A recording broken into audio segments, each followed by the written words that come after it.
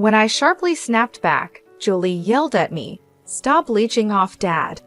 Hearing Julie's angry voice, I made up my mind that it was no use. I gave up in my heart. My feelings for Julie did not reach her. The emotional bond I was trying to establish with Julie was broken. Julie needs to reflect on her actions and face the consequences. I will tell her the truth. My name is Kelly, and I am 53 years old. I have been married to Jerry for 8 years. Both Jerry and I had been married before we met each other.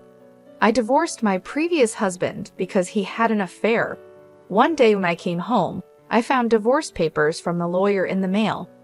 Since then, my ex-husband never returned. I didn't even know where he was, but I submitted the response to the court. We used to argue a lot and weren't very close, so I had expected this to happen someday. But it was so sudden that I couldn't eat and felt very depressed. I couldn't just sit around, so I threw myself into my work. I filled the void in my personal life with work. I worked frantically and studied marketing and management. Thanks to that, I didn't think about remarriage or dating, and before I knew it, I was 42. My family runs a small diner. It's a cozy place that serves set meals during the day. The food is good, plentiful, and affordable, making it popular with the townsfolk.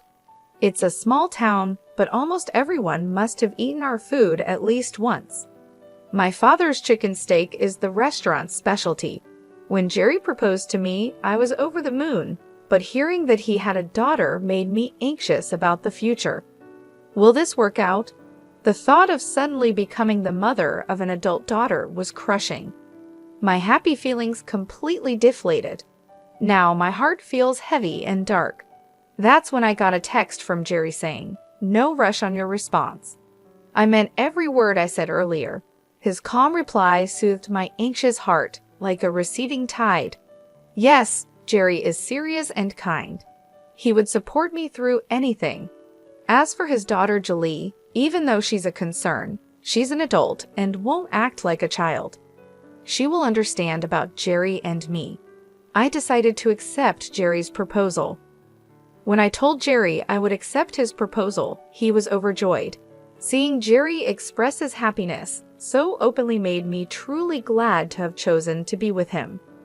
Since we were both remarrying, we just had a small dinner to introduce each other to our families. But Julie was in the worst mood I had ever seen. She was irritable and took out her feelings on the staff, saying, "So annoying, come on, bring the next dish." I asked her to calm down, and she snapped back, "Shut up, don't order me around, old lady." The term old lady took my breath away. I had met Julie a few times before, but this was the first time things had turned out this way. Is this Julie's true nature? After the introduction party, I discussed Julie's behavior with Jerry. Perhaps we should consider postponing the marriage, I suggested. Wouldn't it be better if Julie sorted out her feelings first? Jerry shook his head. Indeed, Julie's attitude today was problematic, but she has already moved out of the house, and we won't be seeing her every day. Being tied down by an independent daughter forever doesn't seem right to me. Jerry suggested that being confined during today's introduction party might have irritated Julie. Normally, Julie is quiet and not the kind to get angry like that. Please give Julie a chance. She's really a good kid at heart, he encouraged. Encouraged by Jerry's words, I decided to proceed with the marriage. I was determined to marry Jerry and live my life with him. Yet every time I saw Julie, I was reminded of that incident, which only increased my anxiety. I started living with Jerry, and we bought an apartment halfway between my company and Jerry's. Julie was living alone in an apartment near her company, so it was just Jerry and me living together. The first 3 years passed without any problems, and we were happy. The only tough part was during the holiday season when we met Julie, but other than that, it was peaceful. However, in the 5th year of our marriage, we faced a big problem. Julie moved in with us because her apartment was undergoing major renovations. She said the noise and the workers coming and going were too much, so she moved in with us. I had a bad feeling about it, and I was right. We turned a room we used as a storeroom into Julie's room. She complained that it was cramped and poorly lit, but we convinced her to tolerate it. For the moving-in celebration, we decided to have pizza. When I was about to order our usual delivery, Julie went ahead and placed an order from a famous steakhouse. The dishes from there are delicious but very expensive, about 4 times more than the food we usually eat. I was about to refuse, but Jerry gave me a look. I've recently realized that Jerry is lenient with Julie. He tends to give in to her whims, and perhaps that's why she gets upset easily when things don't go her way. She generally has an attitude and seems to think of the staff in any store as her servants. I've never seen Julie use words like "excuse me" or "thank you" to the staff, or even to me. Living with Julie was like that. I was feeling down, but this was too much to worry about from the start. In the end, we ordered the food Julie wanted. When the dishes arrived, Julie complained that it was late. Our order was supposed to be refused at first due to the sudden order, but Julie insisted and made them deliver. She complained that they were late. I apologized profusely to the delivery person while receiving the dishes. The payment, of course, came from our wallet. As I checked the contents of the 3 delivery boxes, I felt even more stressed. I found 2 assortments of appetizers and steaks and 1 box of hot dogs. Puzzled, I laid out the food on the table and began preparing drinks and soup. Julie and Jerry took their seats. Julie poured beer for Jerry, raised her glass with his, and began to drink. To Julie, I must be nothing more than a servant or maid. Jerry doesn't correct her. Is something going on? When I sat down at the dining table, in front of me was the box of hot dogs. I let out a soft and Julie looked at me with a smug half-smile. "That should be enough for you," she said with a snort, then began eating the appetizers.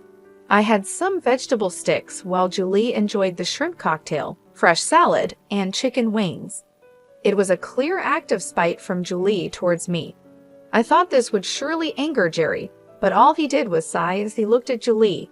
He offered his box of appetizers to me, saying, "Have some of this." I nodded slightly and took some portions from Jerry. I was tempted to scold Julie but restrained myself, considering that a confrontation on the first day might complicate our future living together. Moreover, I felt like I had taken Jerry away from Julie. Living with Julie started in the worst possible way. Jerry doesn't talk much about Julie. Whenever I ask about her, he just says, "She's at a difficult age, please forgive her."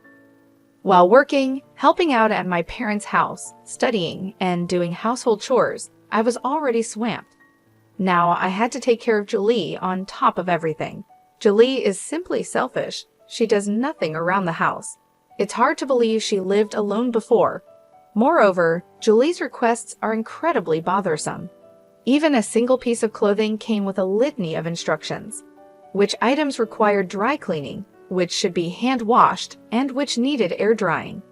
When it comes to food, she specifies supermarkets and even the origin of the products. I usually plan meals based on sales and featured items at the supermarket, but that's not possible when accommodating Julie's preferences. I found myself planning meals while also checking recipes on the internet. As a result, our household expenses have nearly doubled. Julie doesn't contribute financially to the household at all. Even when I talk to Jerry about it, he just says, "Please bear with it." Unwilling to stir up unnecessary conflict, I chose to tolerate the situation. I reluctantly decided to cut back on work. I was valued and had high expectations at my company, with even hints of a possible executive position in the future. But now, family comes first. I applied for reduced working hours at the company. This decision will likely end any chance of career advancement, but I did it for Jerry and Julie. I've decided to endure. While shopping for dinner at the supermarket after work, I received a call from my mother. She told me that my father had been hospitalized. "What? Dad's in the hospital," I said. After hanging up, I hurried to the hospital. Our family home is relatively close by, so I arrived in about an hour. In the hospital room, my father was watching a baseball game on TV with earphones in. Noticing me, he took out his earphones and smiled. "Mom just exaggerated over the phone," he said with a laugh. Relieved, my legs gave way, and I slumped to the floor. "My back's been hurting," my father explained.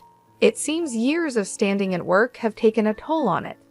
"I've decided to go through with the surgery," he told me with a laugh. At that moment of relief, I remembered something important. I hadn't informed Jerry or Julie about any of this. I pulled out my cell phone from my shopping bag and saw countless missed calls from Julie. My heart was pounding as I hurriedly called her back.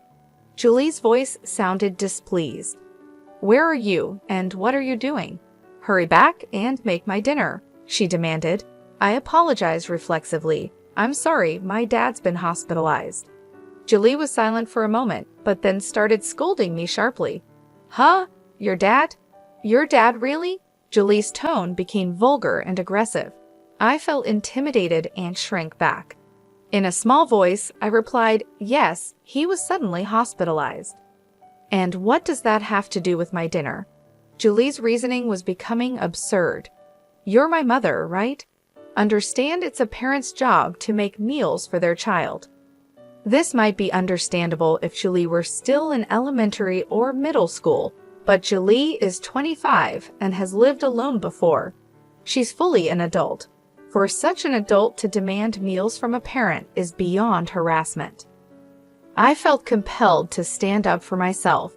I'm not good with Julie's assertive tone or harsh words. Although I was scared of being yelled at, I decided to confront her. "Is it wrong to worry about my dad?" "You should understand," I said. I could hear Julie gasp over the phone. "Shut up! Don't talk back to me!" she snapped, clearly taken aback. "If it were your dad, you'd rush to his side, wouldn't you?" Julie fell silent. Maybe she was imagining if it were Jerry who had been suddenly hospitalized. Surely Julie would be worried if something happened to Jerry. That's what I thought. However, Julie's response was shocking. "Huh, I'd ignore it if my dad was hospitalized," she said. I was speechless. I wanted to believe it was a lie. "Anyway," I said, "sorry, but you'll need to eat out today," and hung up. This call made one thing clear to me. Julie doesn't see me as her mother. In fact, she doesn't even see me as a person. She must think of me as a mechanical servant or a slave. Otherwise, she couldn't say such heartless things. It's saddening, but I can't just dwell on sadness. Things can't go on like this. I felt a strong need to take action. Even after my father is discharged, he won't be able to work as before. There's only so much my mother can do. I need to address the situation at my family's home quickly. Balancing my family's needs, taking care of Julie, household chores, and work was impossible. I decided to resign from my job. Though the company tried hard to retain me, there was no other way. Just as my father was discharged and we managed to reopen our shop, something happened to Jerry. He ended up being hospitalized and his condition was quite severe. Dr. Richard, the chief physician, said he might never be discharged. When I informed Julie of Jerry's condition, she reacted nonchalantly and said something unbelievable. "Does this mean it's going to cost a lot of money?" Julie seemed more concerned about money than Jerry's health. What could this mean? I couldn't understand her reasoning. Does Julie not care about Jerry at all? This is not the time to worry about money. "Do you understand?" I became emotional and retorted. "I know that, but if we don't have money, we'll be in trouble, won't we?" Julie pulled out her cell phone and started making a call. "Hello, Uncle David? Actually, Dad is sick and has been hospitalized," she said in an uncomfortably sweet tone. "I was hoping you could help with the hospital bills." Julie schemed on the phone, trying to get her uncle to pay for the expenses. "Then you can ask Mom about the rest." After ending the call, Julie gave me a cold smile, sending a chill down my spine. "So you'll have to talk things over with Uncle David," she said, humming a tune as she went back to her room. I was still reeling from Jerry's hospitalization when Julie's actions left me stunned. After a while, I received a call from my brother-in-law. I explained Jerry's condition and the outlook for the future. I broke down crying midway, but managed to explain everything. I also assured him that I would take care of the hospital bills, so he shouldn't worry. After hanging up, I slapped my cheeks with both hands to psych myself up. I can't afford to mope around over this. But bad things continued to happen. After our marriage, Jerry was entrusted with managing his parents' company. However, the business began to struggle. The cost of raw materials had been rising for years, leading to higher purchase prices and reduced profits. The company was so strapped that it couldn't afford to pay employees' salaries. In the past, Jerry's family used to help my family's business, but now the roles were reversed, and my family was supporting Jerry's company. With the business in trouble, Jerry had cut his own salary, so I was paying for the hospital bills with my salary. Most of the insurance policies list the company as the beneficiary. Ironically, Jerry's insurance money gave the company a bit of a breather during these hard times. In such a difficult time, Julie lashed out at me. The reason was a photo on my phone of a dining scene at a restaurant. Don't mess around using other people's money for such luxury. Julie berated me with vulgar language and an aggressive tone. The photo was from a time I was asked to sample dishes at a restaurant I visited for work. A client took the photo and sent it to me, but unfortunately, it backfired.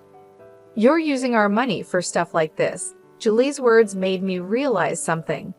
It seems she's under the impression that I'm living off Jerry's money. The reality is quite the opposite. Currently, I'm the one providing for most of our household expenses. I've repaid all the money. I borrowed from Jerry in the past with interest. Julie's anger didn't subside. It seemed futile to say anything at the moment. Julie's command, "Get out," compelled me to leave the house. I left a single piece of paper on the dining table and chose to spend the night at a hotel. It would be useless to explain anything to Julie. If I tried to explain, she might start depending on my money, and I wanted to avoid that. I resolved to stick to my plan and take appropriate action. I made a promise to myself. I went to visit Jerry's hospital room. I visit every day, but today felt special. Julie didn't come today either. Jerry gave me a sad smile, and his smile always reassured me. "I'm sorry for being so inadequate," I said. Jerry shook his head. "It's not that. It's my fault Julie turned out this way because of me."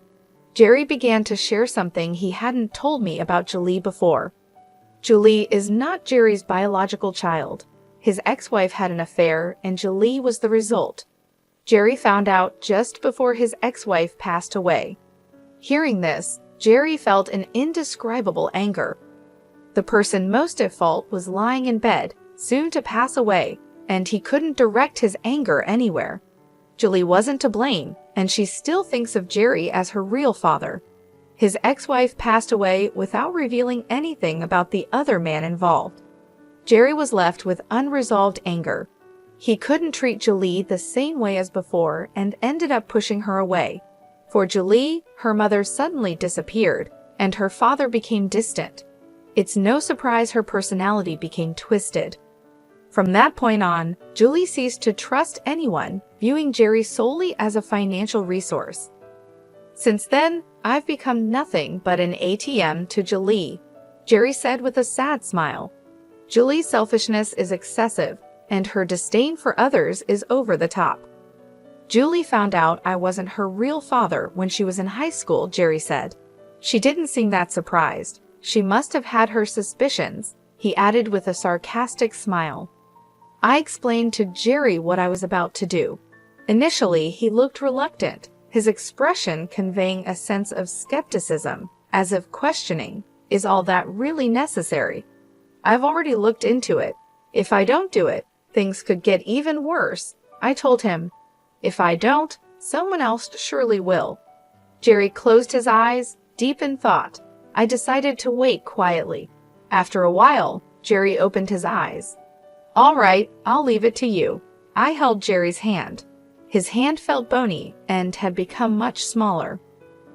I struggled to hold back my tears, forcing a smile. I left the hospital room and stepped into the corridor where I saw Dr. Richard. I handed him a scientific magazine showcasing the latest medical technologies. "Please help my husband," I said to him and left the hospital. Now it was just a matter of taking action. To psych myself up, I slapped both of my cheeks sharply with my hands. This always helped me focus. After spending a night at a hotel, I checked my cell phone for messages and returned home before noon the next day.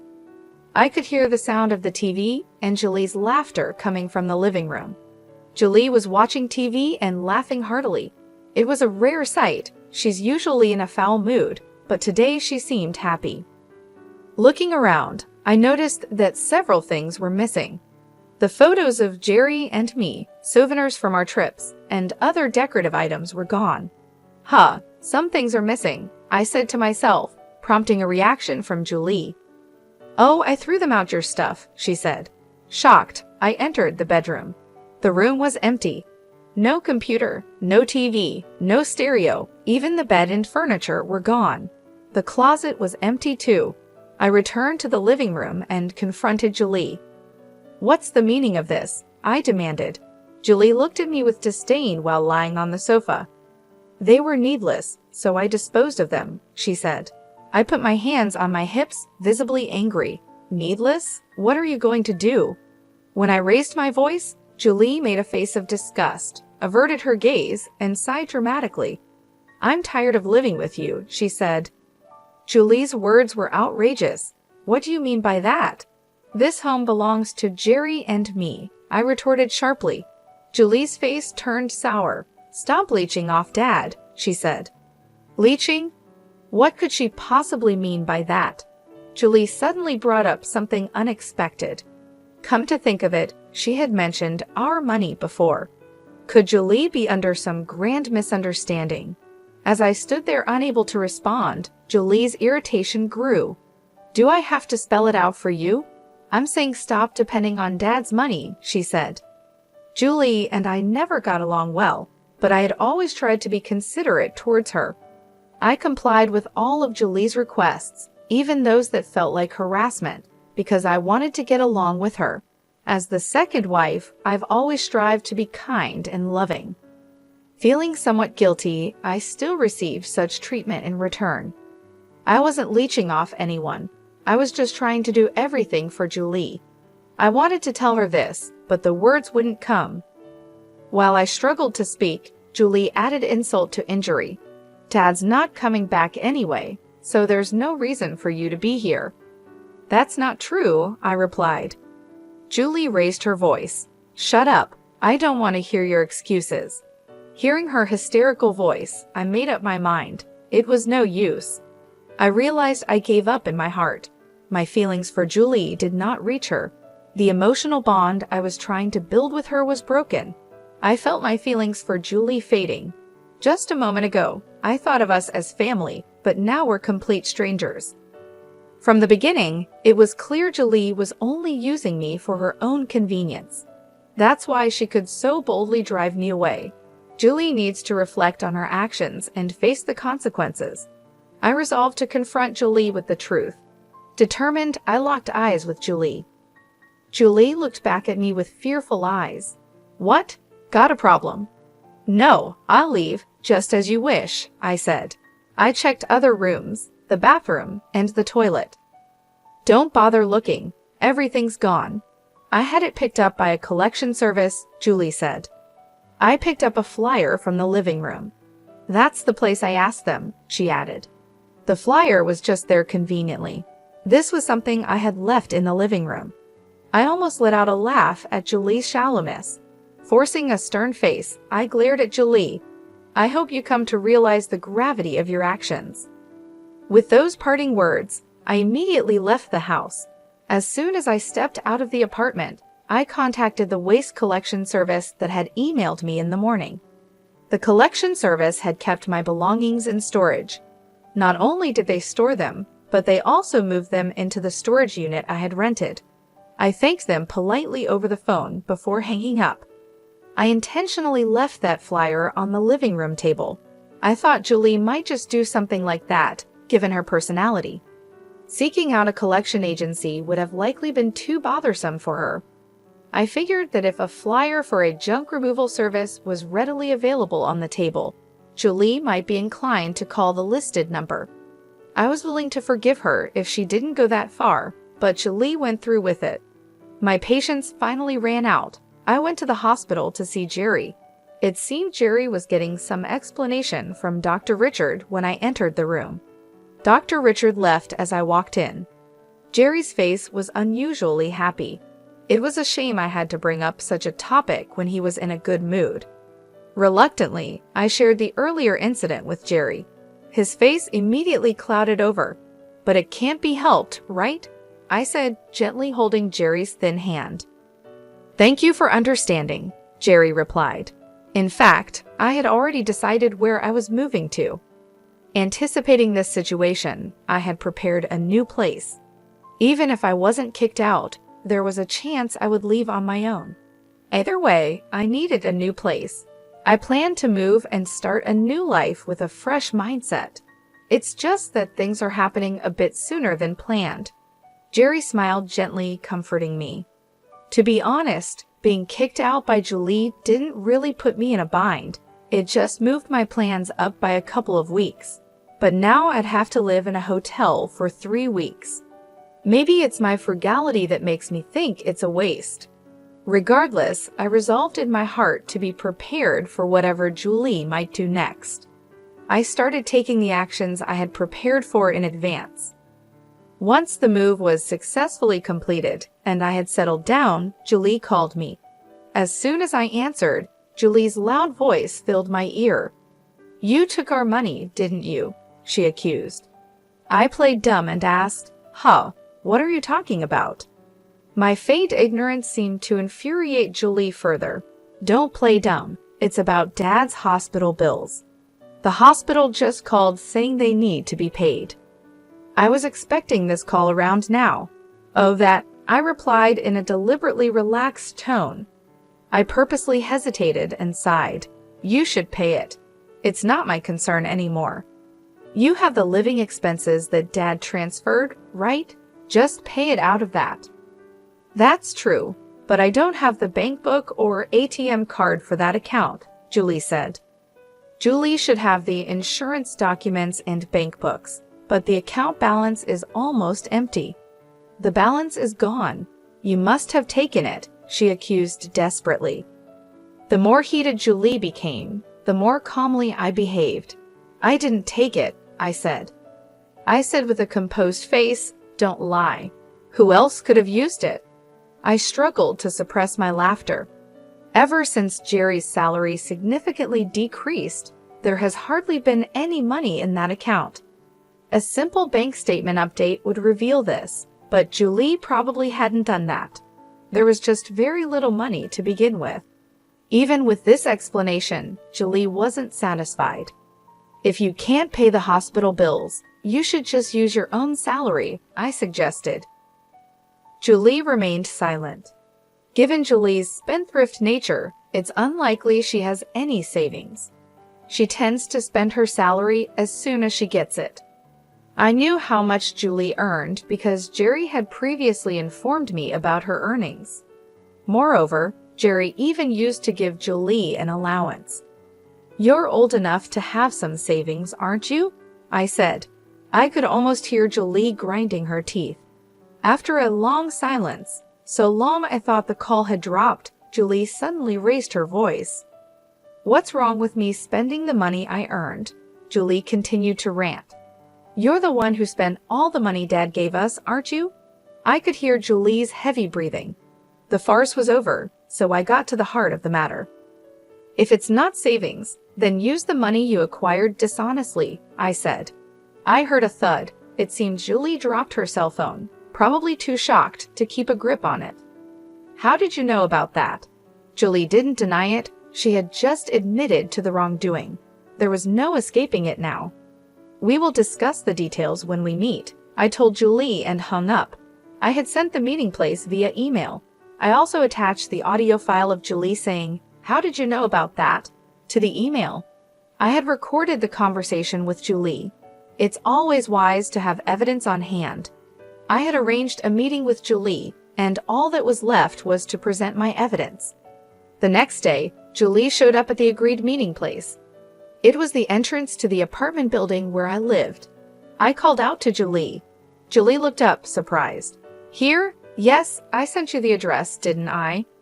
Julie craned her neck to look up. You live in this tower?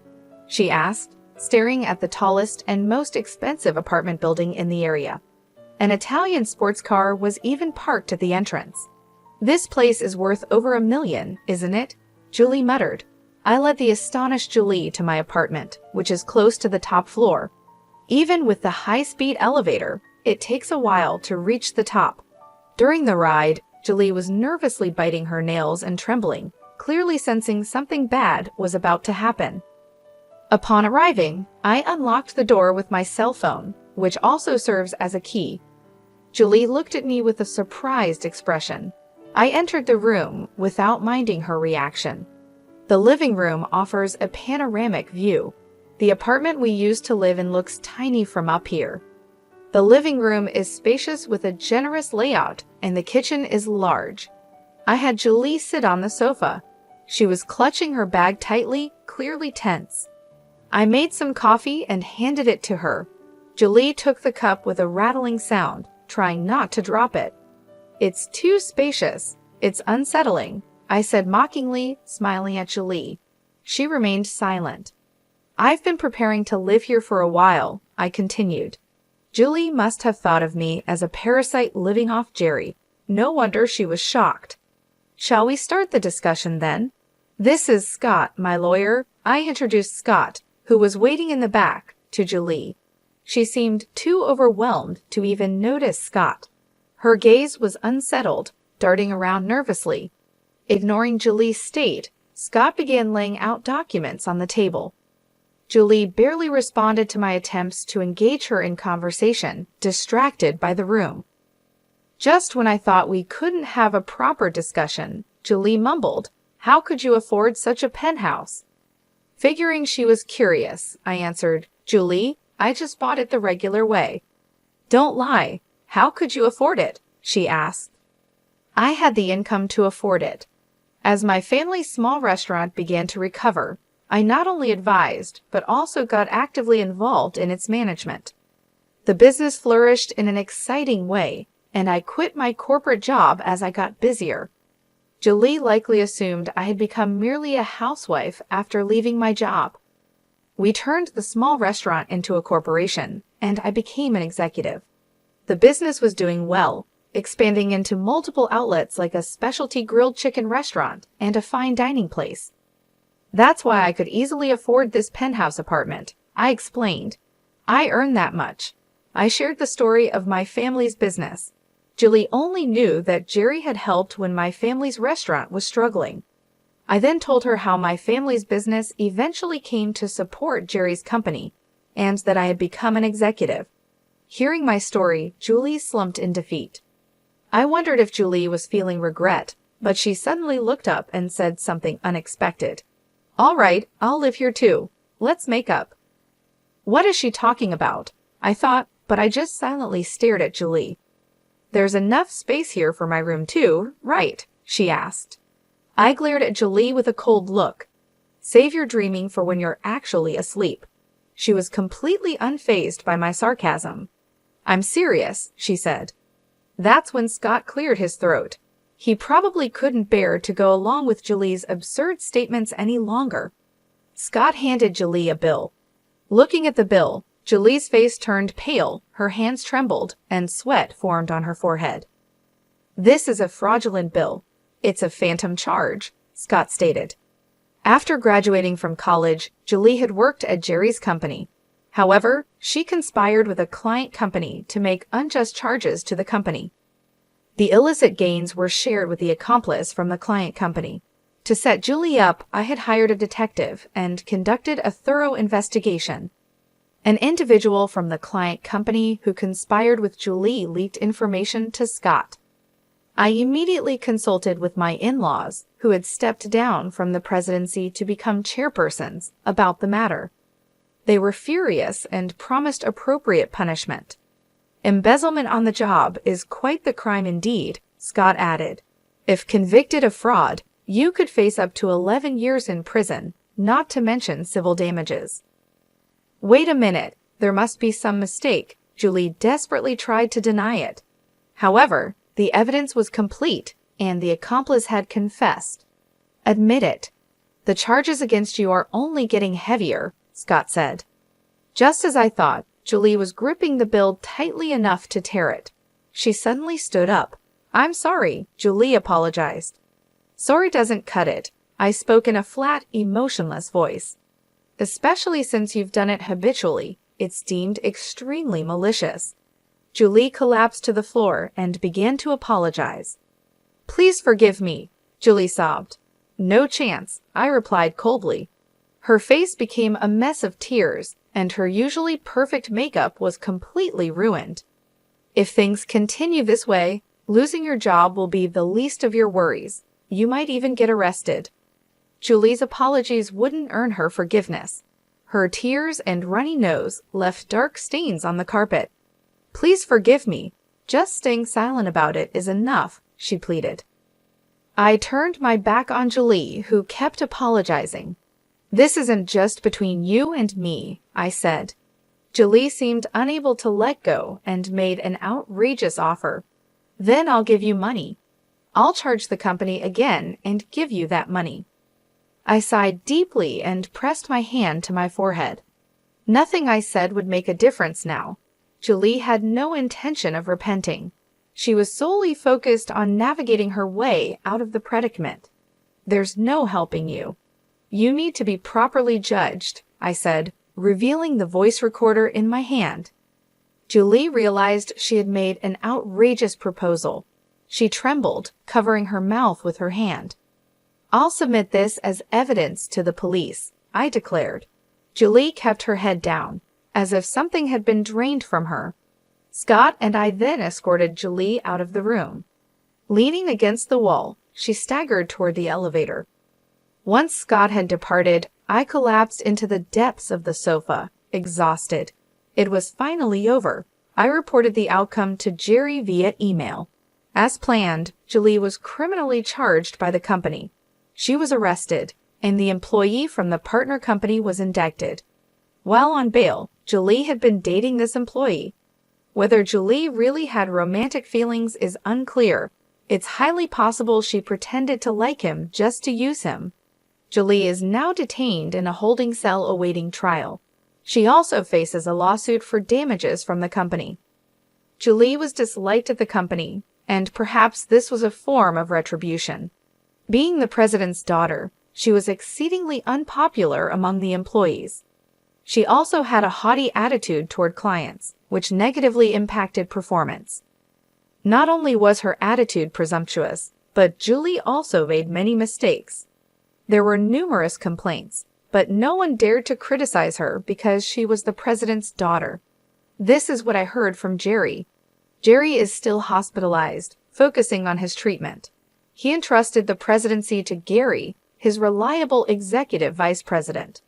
This decision had been made quite a while ago. With Julie gone, the transition proceeded smoothly.